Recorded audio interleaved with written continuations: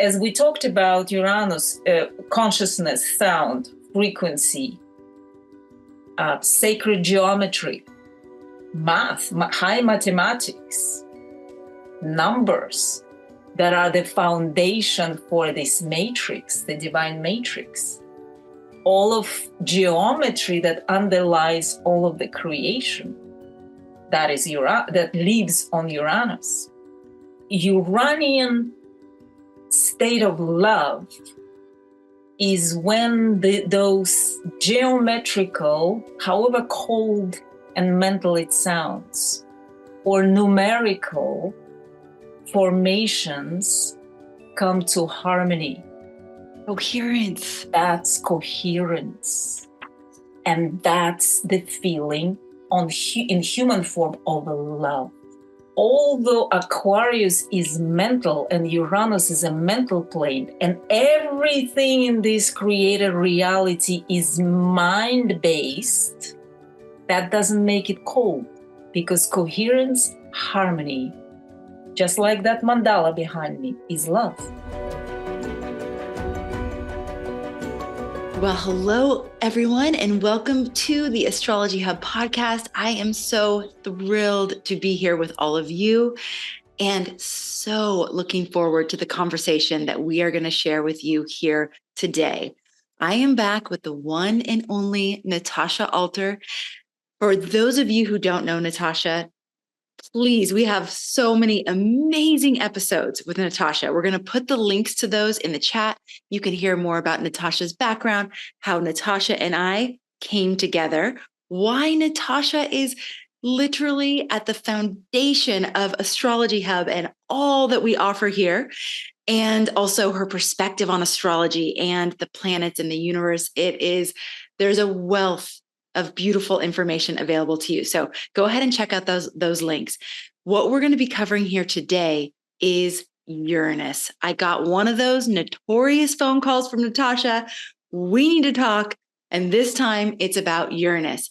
As Pluto has moved into Aquarius, as we are entering into the Aquarian Age, with Uranus as the modern ruler of Aquarius, it is essential that we understand Uranian energy.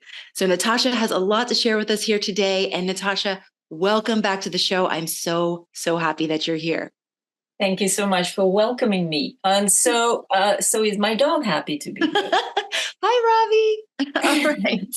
Wonderful. Okay. So where to begin? Well, first, maybe we can start a little nuts and bolts. When is this Uranian energy especially potent? Like, what's the time frame that we're looking at? Now and for the next quite a while. Well, because we are not only talking about Pluto ingress in Aquarius that just happened in January. We are talking about us approaching the Aquarian Age. So, which is way longer than it's over 2000 years. So we are getting Aquarianized or Uranized as we move along as humanity.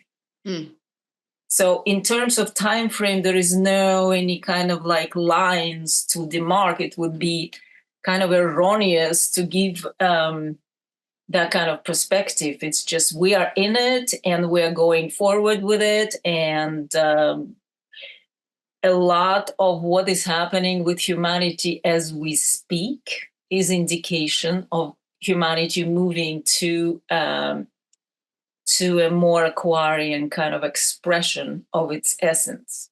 Okay. So now and for the rest of our lives. And well, yes, we can say so. If for those who would like to stay in the Aquarian frequency, even after Pluto leaves Aquarius, they can stay there as well, just like as with any other planetary field. We pick and choose where we thrive to be. But it is my impression that overall, whether you know astrology or not, looking at where humanity is going with all the artificial intelligence and technology and breakthroughs in awareness, that is the direction we're all heading to. Okay. So can you help describe this field that you're talking about, this Uranian energy, this Aquarian energy? Let's go into it. Remember when we did Saturn episode? It was last year. We actually traveled to Saturn, as I like to space travel. We traveled to Saturn from Neptune, from outside of solar system, and that way was my way to kind of break it down and explain the essence of it. So I would like to travel again. However, this time, let's travel from Saturn or from the Earth via Mars, Jupiter, Saturn towards Uranus and see what happens. Love it. Yes. Okay. So ready for a little spaceship kind of trip? It's going to be it won't take long because, once you get to Uranus, time kind of disappears. So since you already have been trained in this space travel, let's imagine we are living this orbit of Saturn with everything that Saturnian realm contains, with all the attributes of Saturnian and sub-Saturnian reality. So let's just feel into it. While we are exiting the gates of Saturn, what would you think? What are the things that are falling off or we are dropping and leaving behind? Well, let me get started and then you can help me to continue. Okay, so physical matter, obviously, right? Anything consolidated, crystallized matter, like hard, right? Dense, we leave it behind within the orbit of Saturn. So we leave the body, right? We leave the body behind. Okay, so what else is the Saturn represent that we are dropping behind? Time. Saturn rules time, right? But Saturn rules linear time, right? Which means that from A to B to C, right? That linearity, that direction of time, we're leaving that behind as well. So what happens is all of a sudden the past, the future, and the present are all happening at the same time. Okay. In other words, the linearity, the continuity of time, the way we are used to it, disappears. So while we are talking about it, think about the archetype of Aquarius and the energies that are connected to Uranian influences in our charts or by transit. For example, sudden. We use the word sudden, right? Unexpected, correct? With Uranus. When Uranus comes, all of a sudden, it turns around things that we wouldn't either expect or could not be planning for. So when the Uranian energy of all time at the same moment interferes with us here in sub-Saturnian plane, it feels unexpected. However, it is not, right, from that realm. But for us who are used to plan and foresee and prepare and aim in particular direction, it's being experienced here on the earthly plane as sudden, unexpected. And that's why sometimes Uranian energies and influences are described as a shock, right? Why shock? Because in the realm where time is all happening at the same moment, the concept of shock doesn't exist or unexpected is because it is all loaded and it's all programmed in that very moment. So in other words, when we receive it, we experience as a shock because, again, we are not used to that flow of time. My dog, my Uranian dog. Okay, so let's move on. So what else we are leaving behind? What else is it we are so we left the body, right? We left linear time. So what is, when we're getting to Uranian realm, what is it that we are? What is it we are? What's left of us? Energy, right? Energy, frequency, vibration. I'm just using the Tesla's famous quote. If you want to understand or if you want to find the secrets of the universe, things in terms of energy, frequency, and vibration. Right? So we are floating in the realm where everything that exists here in the material plane in form of matter exists on the Uranian plane in the form of frequency, vibration, energy. What we can say, sound lives on the Uranian plane because sound is vibration, right? Thought, right, lives on there as well because it's also vibration. Information. Would you put color there too? Yes. I mean, I would put color as far as color is reflecting certain wavelength of light. However, it is being perceived by us as color. Mm-hmm. However, over there, it's probably it's not broken yet. Mm. However, but yes, color, definitely. If we are talking about wavelength. So are you getting the feel of how it is to be there and move around, just the pure energy? Yes, absolutely. The other piece, Natasha, that I hear astrologers talk about with Uranian energy is the unpredictability of it. You brought in the surprise and that, that element of kind of shock.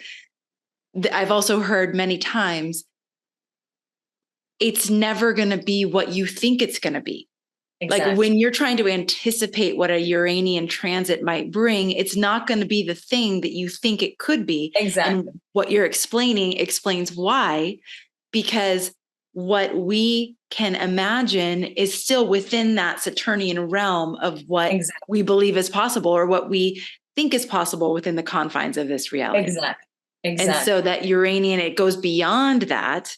And that's why to us, it seems unpredictable because we're not accessing that right now. Exactly. So from Uranian perspective, things that are planned for you are existing already in the universe. They're embedded in the program of your incarnations. They are waiting for you.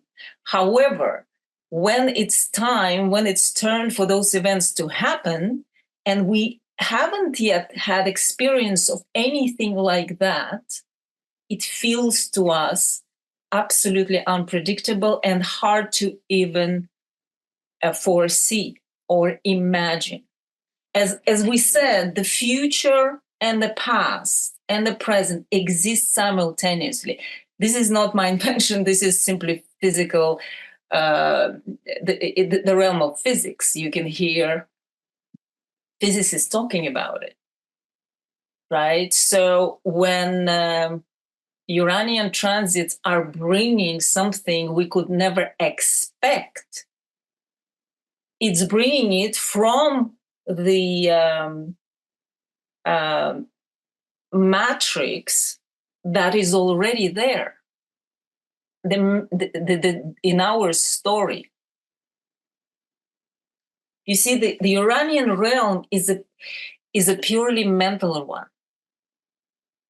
It's a realm of information where everything that exists, everything that is, was, and will ever be exists in the form of information.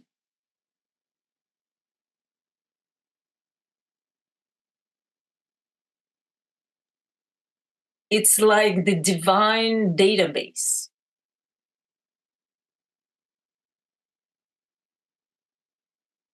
It's like tell me. Does this include the spectrum of ideas and thoughts? Because Absolutely. So Absolutely. does it also include sort of the, I'm going to say, lower level thought forms that we can sometimes become entrained to in this dimension, the fear and scarcity and lack and limitation, or is that more Saturnian?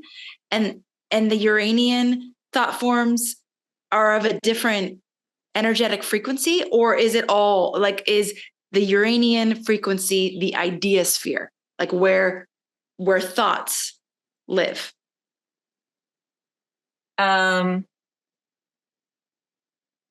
You see, when we leave Saturnian realm, we leave behind the lower and higher. You see, the hierarchy disappears, which means that the thought form is just the thought form. It's neither lower or higher.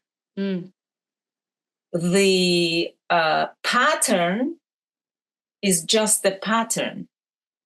Now, when it lands and descends and filters through the density of our reality, it can take different expression depending on the wavelength that it falls onto, depending on the frequency or the frequency of the being or the entity or the phenomena that meets that form.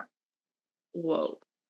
Yes. That's why the same astrological phenomena, the same transits, the same archetypes in the chart can have so many different expressions.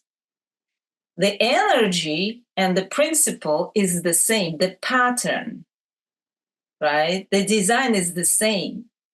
However, what it lands onto and how it's being received and what kind of consciousness interfaces with that pattern will define the way it's going to be expressed. Okay? So here, when we talk about higher and lower, no, let me just first mention that. Let's just stay a little bit in that state of a pure energy, frequency, vibration, sound, pattern, thought, information.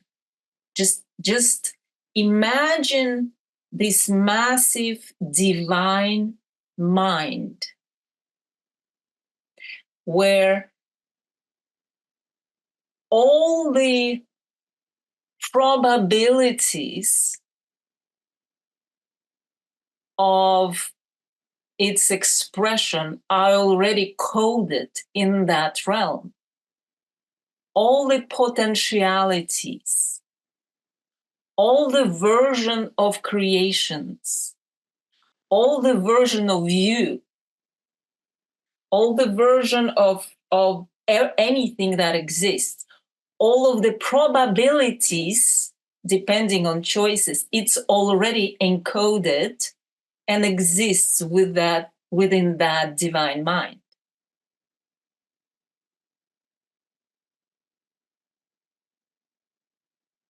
So we can say that it is a pure, absolute consciousness that is expressing itself through myriads and infinite forms of its creation. Through us, through planets, through galaxies, through plants, through animals, right? But it's the same mind. It's the same consciousness. So I'll use one of my most favorite quotes, actually Aquarian quotes, is coming from Erwin Schrödinger. Schrödinger was a quantum physicist who termed the quantum entanglement expression that is now being used all over. And so his quote goes like this: the total number of minds in the universe is one.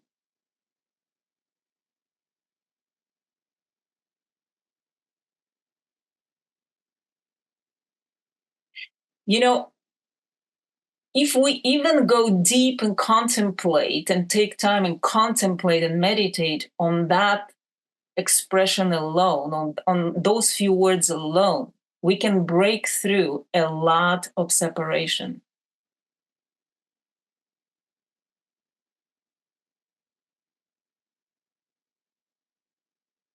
Talking about raising the frequency, right? Okay.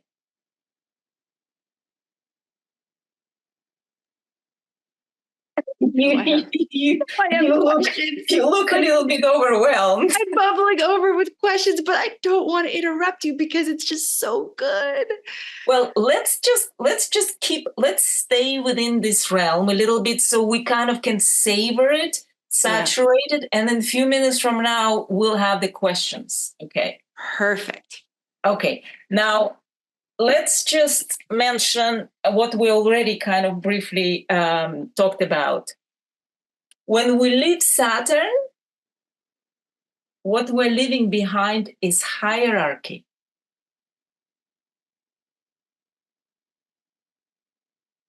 Higher, lower, less, more, above, under.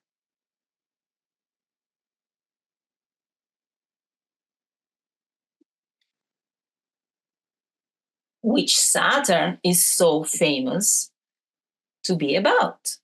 Hierarchy, right? Now, if you think of a pyramid with the top, you know, the pyramidal structure, for instance, of our societies, of our governments, of interhuman relationships, how much is it's embedded in our relationship with each other, until you come to Uranus or Aquarians. So you see that there is this mandala behind me? That's Sri Yantra. So if you look at this mandala from horizontal, if you turn it and look at it from another angle, you'll see a pyramid. Right? And this is how here on planet Earth, within the third dimension, we perceive the reality. Right? It has a height, it has a depth, it has a width. Now, when we move out from Saturn to Uranus, all of a sudden we assume this perspective. When you turn the pyramid, it's just a circle or a square with all the bricks and all the dots equally distributed on an equal plane, where each dot and each brick is integral, inseparable part of the whole.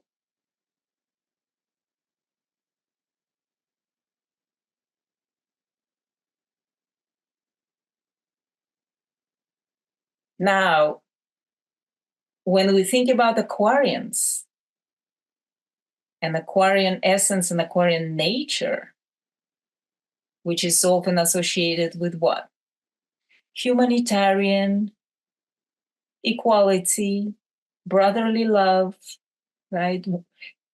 Do you understand why the Uranian mind and Aquarian mind sees the reality from this perspective? Intrinsically understanding the interconnectedness of all of us within one system, and equal importance of each dot and each brick within this system.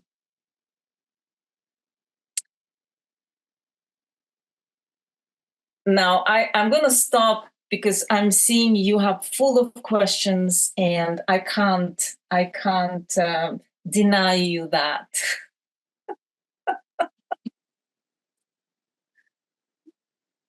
Okay, just one. How about one? Just one. 10, 15. Okay, this makes so much sense and explains a lot of the why certain things are associated with certain planets and certain zodiac archetypes. Right. So the Aquarian or Uranian viewpoint takes the pyramid and looks at it from the perspective where it can see the one mind. One pattern. One pattern. And yes. as you described earlier, when that one pattern or one idea lands on different receptacles, let's just use humans for now, it's received differently, or it's perceived differently. So the Aquarian, there's a part of the Aquarian archetype includes individuality as well. So is this what's describing, like, each one of those bricks that's creating each stone that's creating the pyramid, it's equal. Equally important. It's not all the same. No, it's not on the same, but it's equally important. Look, there are all different colors in this mandala. Mm.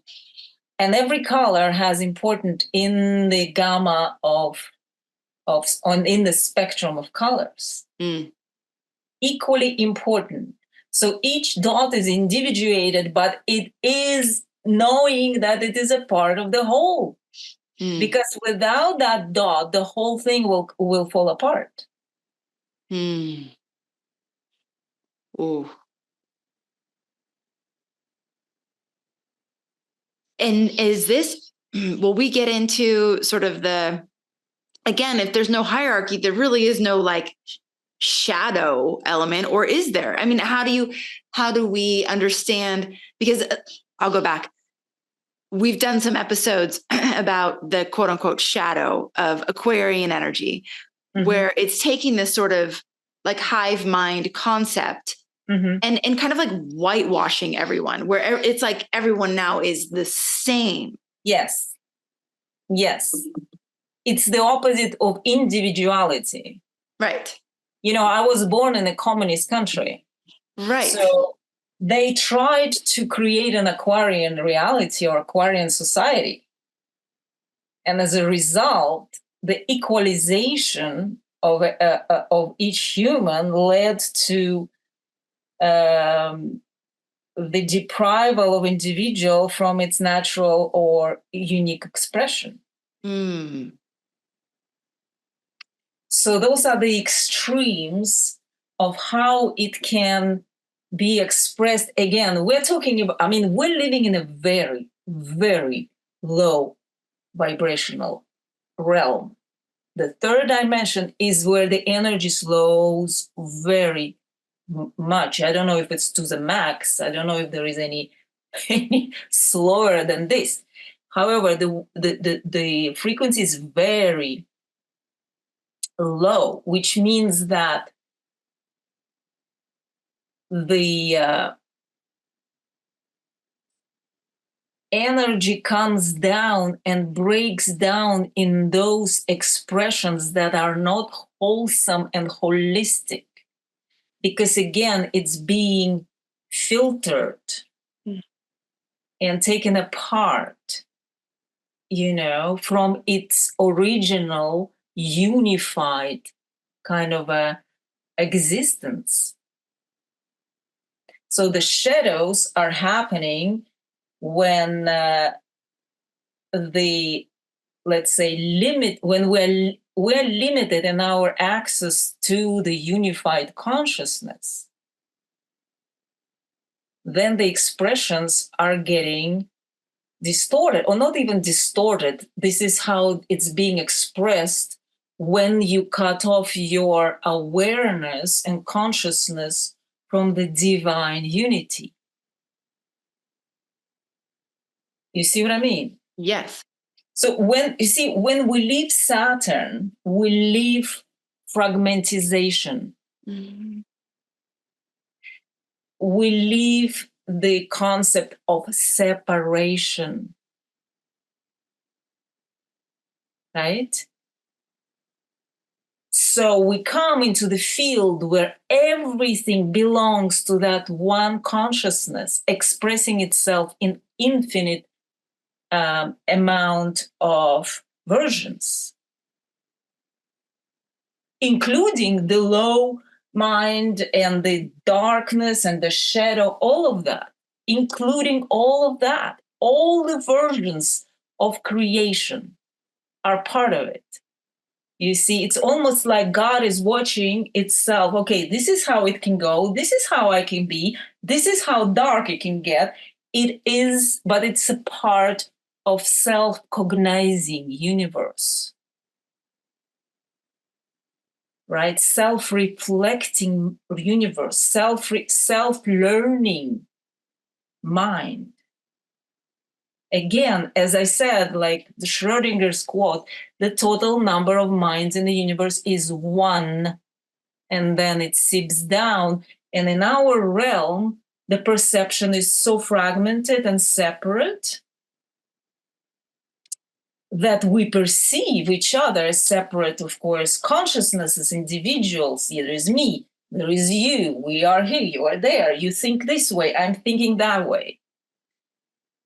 When we lift ourselves out of that, and this is what, people who experience the glimpses of so-called enlightenment, or let's say the higher state of consciousness,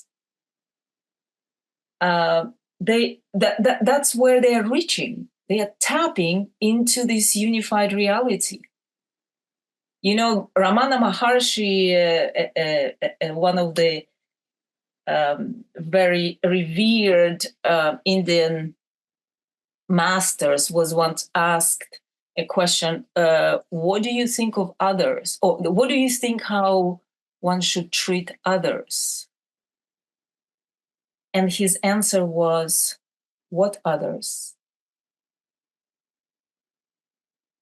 So this is an example of consciousness of somebody who just went there and stayed there, right? But here we have potential of experiencing this reality.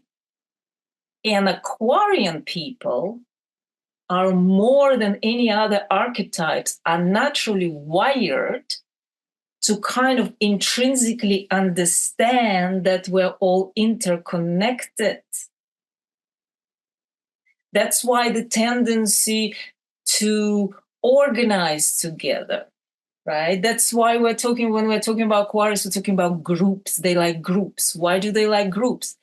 It's a kind of natural drive and draw to be a part of a larger whole.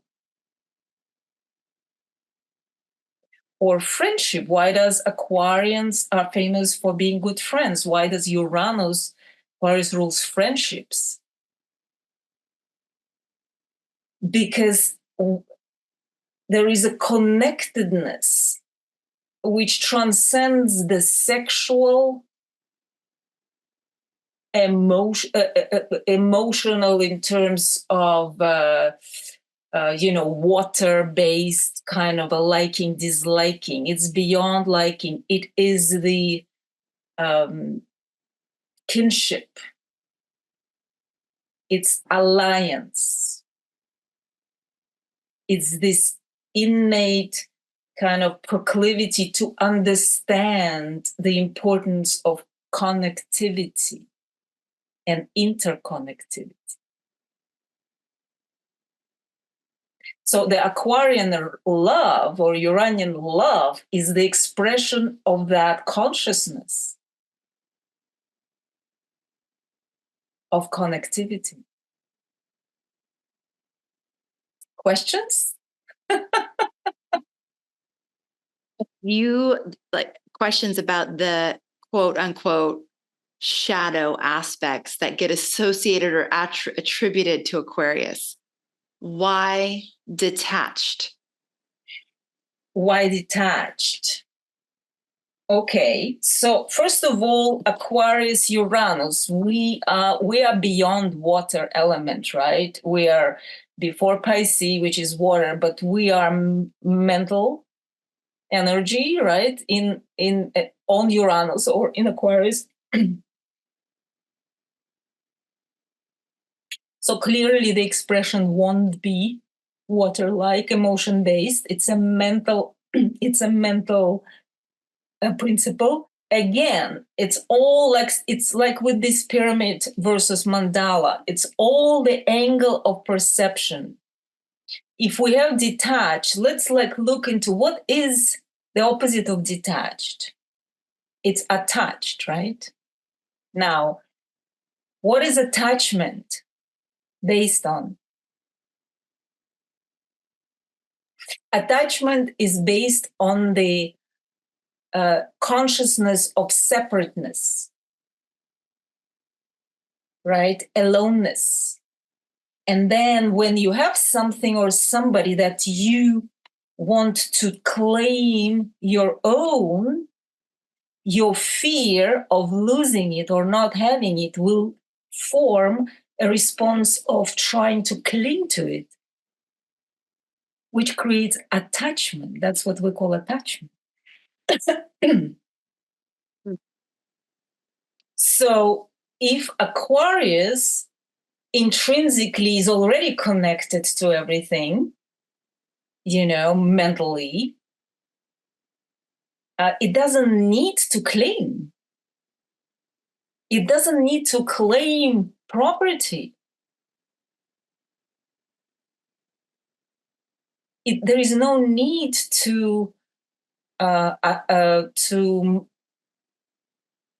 manifest some sort of ownership because it's already everything already belongs to one system.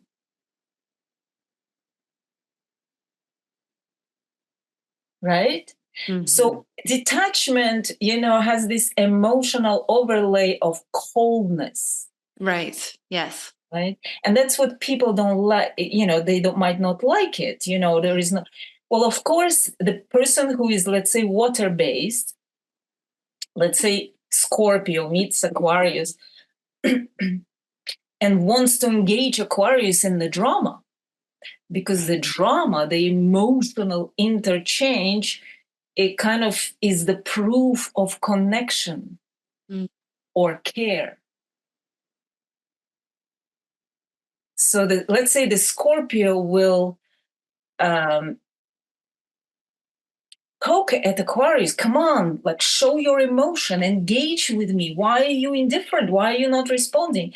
But it's not for Aquarius to engage in the drama, because that's not how you, first of all, exhibit love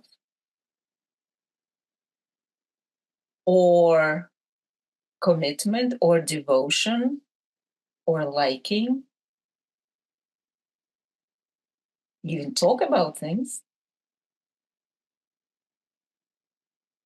So again, this is a perception of coldness. And sure enough, there can be callousness, just like with Saturn, just like with Capricorn.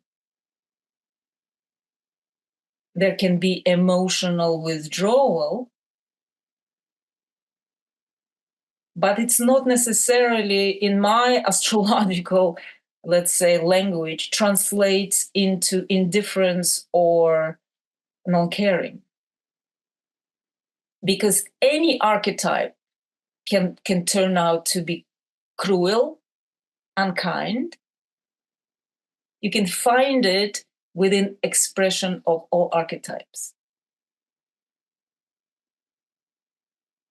However, as we live in this sublunar, especially sublunar realm, where we kind of communicate through emotions and we show our connection to each other and relatedness through that, the Aquarius will stand as an emotional kind of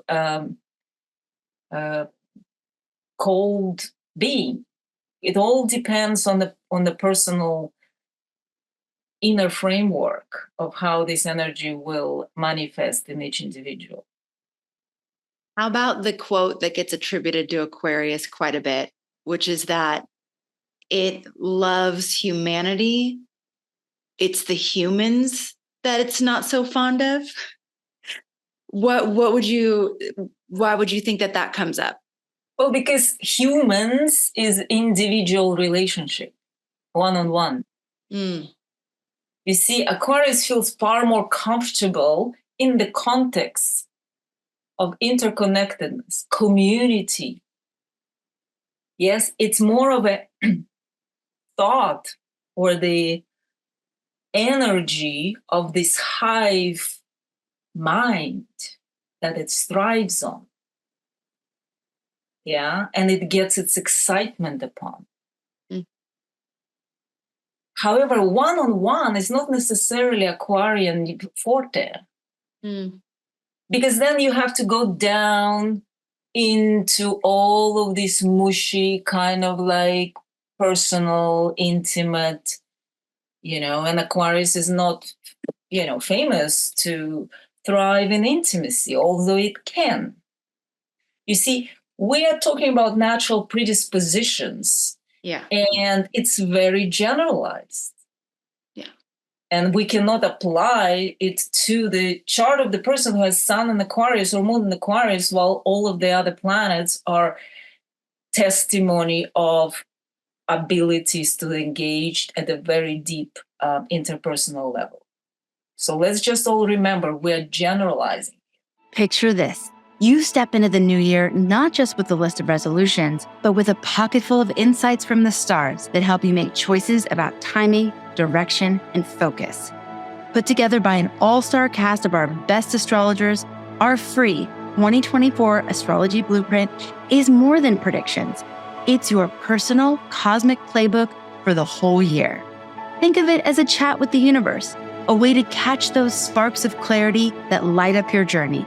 It's about syncing up with the stars and making the most of every moment. And here's to a year of tapping into cosmic wisdom and personal power. Let's make 2024 a year to remember together. Get your free copy at astrologyhub.com/2024guide.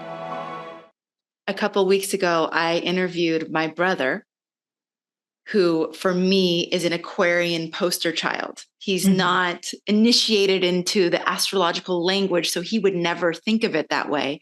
But just the way he lives his life, his perspective, the way he thinks, it's, every time he speaks, I'm like, oh my gosh, there's Aquarius right there. One of the Mhm. things that he said is, because he's always rallying community, always, everywhere he goes, his entire life, he brings people together and gets so much joy out of it. But I Yes. asked him the question, when you do that, do you feel a part of that? Or are you kind of like witnessing it? Like, what's your experience of when you bring people together? Mhm. And he said, 100% without a hesitation, I'm witnessing it. I'm not in there. It's not even Yeah. about me. I Yeah. just love I don't even have to be there. I could set it up and leave and I would be just as happy. The fact that I get to bring people together and let them have that experience is enough for me. And I Yes. went, wow, that's really beautiful and profound. That Yes. for that it's not about his experience of that. It's about the act of Making it happen. bringing it happen, making it happen, bringing it together. Yes. That's a beautiful energy. So Natasha, what does this all mean? if this is the energetic expression that is going to begin to become more and more saturated in our reality here, Mhm. how is this going to change life? How is this going to change the way we live life? How is this going to change our experience of reality in this like fragmented dimension? Okay, so what we talked about when we got to Uranus, now we are back to Earth, that a principle of unified consciousness or consciousness that is expressing it through all of us and all of the living beings in the universe, that is going to be magnified. In other words, consciousness, the way we work with consciousness, the way we use consciousness, the way we abuse consciousness, it's all going to be at the center of a lot of people's existence. In other words, the part of us that is pure consciousness is going to be focused on more and more. And we already are witnessing now. I mean, look at the alternative medicine, what's happening there. Consciousness is becoming, or the thoughts, the inner dialogue, the words we say to ourselves, that is all Uranian, and the way it affects the body. You know, the mind-body connection is getting bigger and bigger. And it might take a central place where you will arrive at the point where you can regulate your health via thought. Mm. It's already possible after a lot of training, but it is the basis, as we understood when we were on the road, it's a basis of all reality, because thought is primary to matter.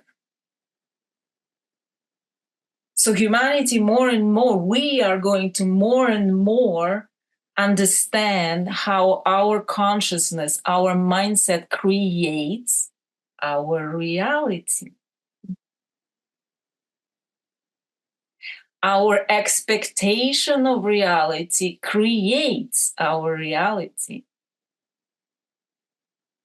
Our fears hidden in the corners of our mind create our reality, send out the vibrational field that magnetize certain events or people to us to confirm either those fears or those joys or those visions, whatever we contain in our consciousness.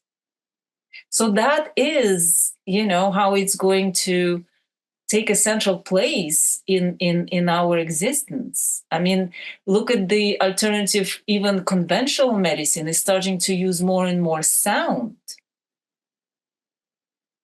for healing. Frequency-based medicine, energy-based medicine, all of that is being vastly developed right now. Now, if we take Pluto and add into the mix, right? Pluto plus Uranus. Well, let's see how Pluto is going to talk to you. What does Pluto want? Well, there are many things Pluto is capable of expressing. It's a power, right? Pluto seeks power. Pluto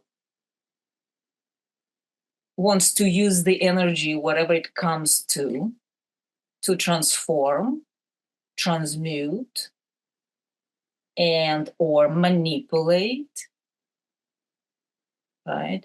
So if we talk about Pluto in Aquarius or Pluto plus Uranus, we're going to be facing the issues of transforming our consciousness,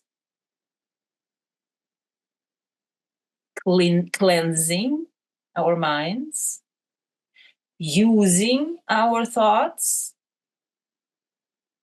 our intelligence, not intelligence is something else, using our the power of the thought in creating the desired outcome. It's kind of a realm of magic, Pluto plus Uranus.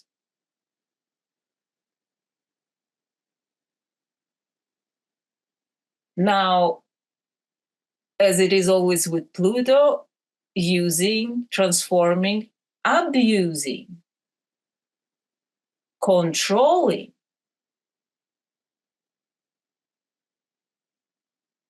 manipulating. And that is already being seen on the societal kind of a transnational movements. Control of human mind, right? Pluto plus Uranus. Manipulation of human consciousness.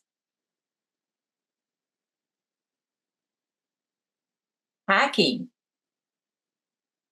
human consciousness. Directing humanity with thought forms to where whoever wants to, have control wants them to go. And this is nothing new, that has always been. I mean, it basically the history of humanity, the control over human mind. However, right now, it's almost like I'm seeing they're all fighting who is going to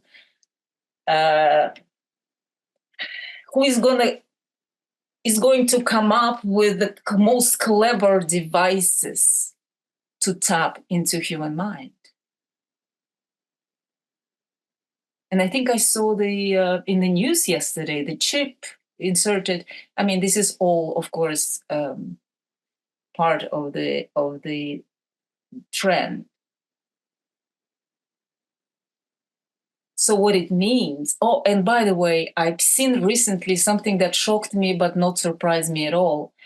A paper that NATO have released a year or 2 years ago, which was called something like The Future of Cognitive Warfare,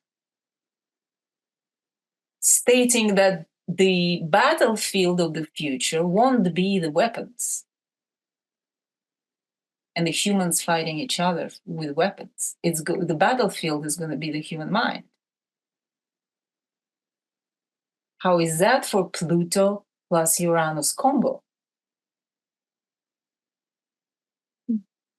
So, knowing all that and knowing that our consciousness is going to be more and more empowered with Pluto there, have more and more potential to open up, to elevate, to be transformed or not, or hacked.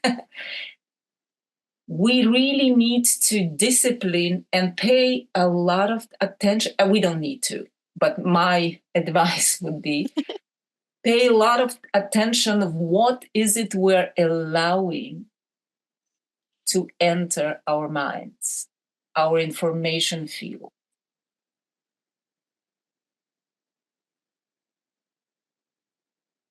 Because the veils there are very thin, if any at all.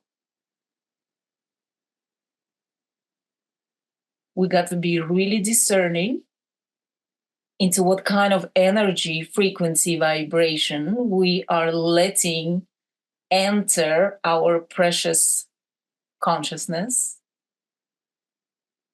We need to be protective, loving, and at the same time, choose the messages, the affirmations, the words we're using, the teachings that we want to resonate with or become, or become. So the potency here is tremendous.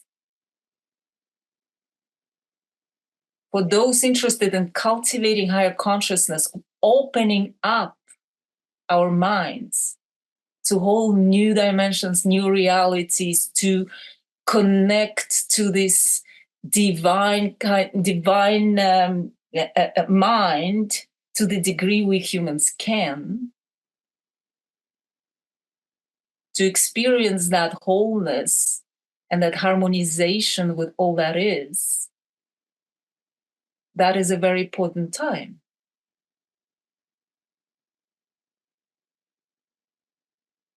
You know, I don't really watch TV or read newspapers. I do read some news, but from a very selected sources. But I've been driving my car with my dog recently, and the radio was on. I had the radio on, and so on a music station. And so after every song, there would be an advertisement selling insurance, selling cars. This is how you can save. This is how you can protect yourself in case of danger. So that those words, that information between the music have been pounding my mind. And so as I imagine billions of people's minds on the daily level, on the daily, what do you call it? On the daily, yeah. So I thought, well, imagine what if instead of this fear-based insurance selling or something else selling advertisement, there would be this brilliant quotes, spiritual quotes of wisdom inserted between the songs. All day out, all over the countries. Everything would change. Everything would change.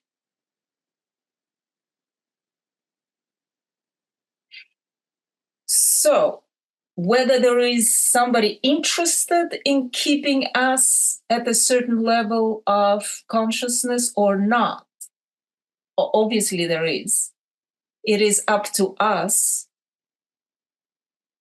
to make efforts and create our own frame of consciousness and guard it and cultivate and work on it and connect, as Aquarius and Uranus like to do, like-minded people.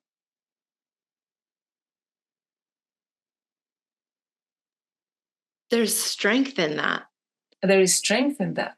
We can be sometimes when that hypnotic state comes in, when you've opened yourself up to the radio or whatever, and those other thought forms are present, the consciousness that remembers that we're unified, that remembers that we're love, that remembers all those, can help pull us out of those places. It's the group can be so helpful in that way too, and much more powerful than the other, But the other doesn't even need to enter our field.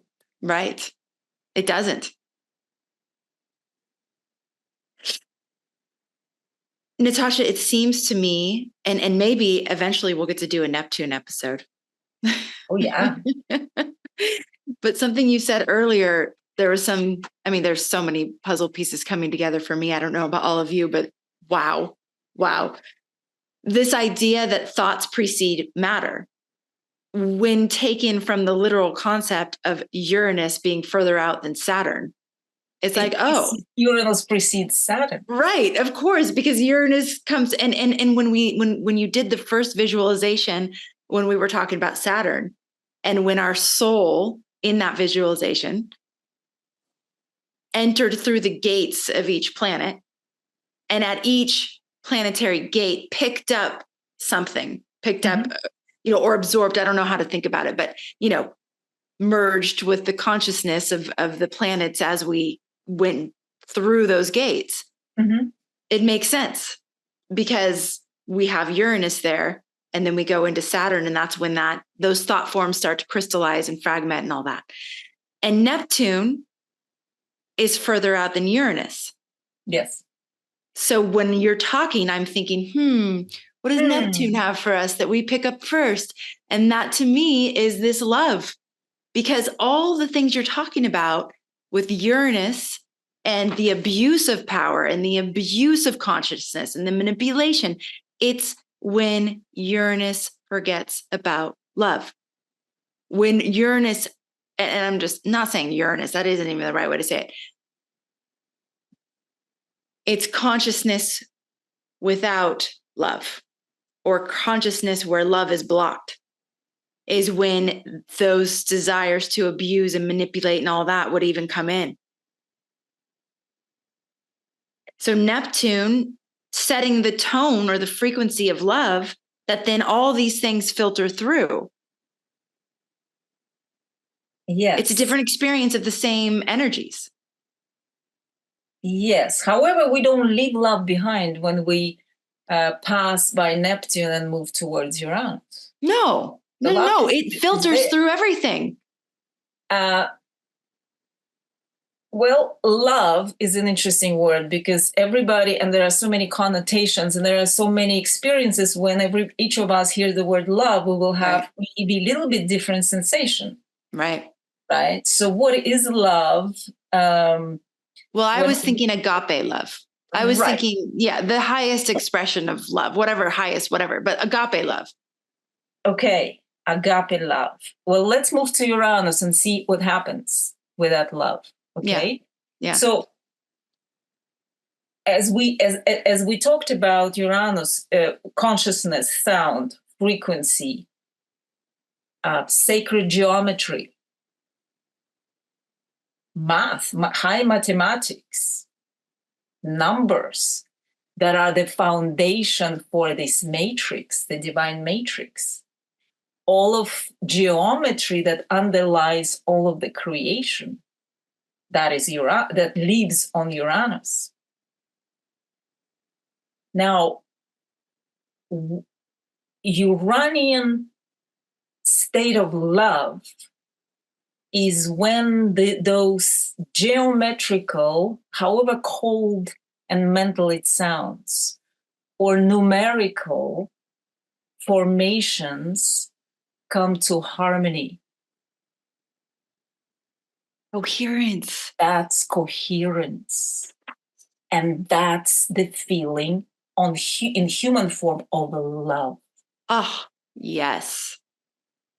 So although Aquarius is mental and Uranus is a mental plane, and everything in this created reality is mind-based, that doesn't make it cold. Because coherence, harmony, just like that mandala behind me, is love. Yes. Woo! I have Yeah? chills. It's so good. Yes. I once, by mistake, was given an oil, a Rick Simpson oil, to try. So I took a couple of drops of that very concentrated oil, and because I'm so highly sensitive anyway, it took me out into the realm of geometry. In other words, my mind and my reality and everything around me, outside and inside, started taking geometrical forms. Mm. And it happens to a lot of people. And people who go into psychedelic experiences and then make paintings like visual artists, there is a lot of geometry. So it kind of like a holographic image underlying the what we see as matter, as material plane. And then I started using words, thinking about words or certain expression. And each time I would think about certain expression, it would turn into the geometric form. So I would see how this word or that concept looks geometrically. Wow. Three-dimensional or even multidimensional geometrical structure. Mm. And so after it was such an interesting journey. So my curiosity was all high, and I was just traveling from one concept to us. And finally, I arrived at the word love, wondering whether that energy or that concept can be. And so the moment I thought love, the words broke down into a beautiful, I remember the green color of in that mandala, into a most beautiful shape, colorful. And that's when I realized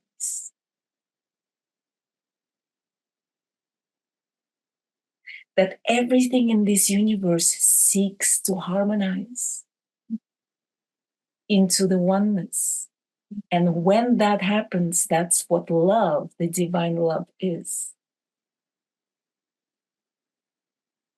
Making me cry. It's so beautiful. I've never heard that story before, Natasha. That's amazing. Thank you for sharing that with us. I know we're at our time. Is there anything, any final thoughts, words, ideas that we could just mic drop on that story if you want, because it's just so amazing. Is there anything else that you wanted to cover that we haven't yet? There is a lot. Those are the realms I like to travel to. So we can do another episode at some point as we move into Pluto and Aquarius. But yeah, I would like to just repeat what I think I already mentioned. Just let's take care of our consciousness. Let's be mindful. Wow. Thank you. Just thank you, Natasha. I just adore you and what you bring to this community. Thank you. And to my life personally, always. Thank you. That was gorgeous. Just like after our Saturn episode, I feel like I have this entire new perception of Uranus and what I love about the way we're traveling through the planets together is that there's an intimate understanding. There's a visceral, yes, in the body, in the heart, yes, intimate experience, and all the right and wrong and, high and low and all those things. It's like we get an opportunity to enter into seeing it from that oneness perspective, into seeing it from, just like that Rumi quote, out beyond the field of right and wrong, out beyond the realm of right and wrong, there's a field, I'll meet you there. It's like we get to meet there. That's what I feel we get to do. In the field where judgment is left behind. Totally. Yes. Yes. Thank you, Natasha. For those of you who resonate with this type of conversation and who want more and who love to immerse yourself in these kinds of, in reality, to me, it's reality with a capital R. It's like, it's the beauty of this universe and this experience of being alive. And so if you love this, just make sure that you're signed up for our Insider, our Cosmic Insider. It's our free weekly communication with you that will let you know about the different conversations that we had on the platform. You can always look for conversations we've had with Natasha. She is, like I said, if you haven't heard the story, you'll understand. But Natasha is so near and dear to me personally and to so many of us here at Astrology Hub. So you can go back and watch other episodes we've done. Natasha is available for readings. We do have our recommended astrologers. Natasha, of course, is one of those.